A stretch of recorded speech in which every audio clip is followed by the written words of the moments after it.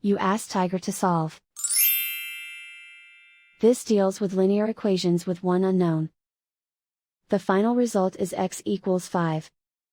Let's solve it step by step.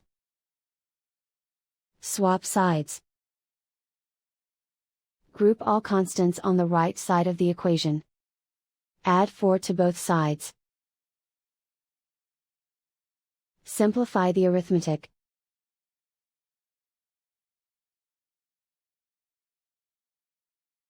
Isolate the x. Divide both sides by 3.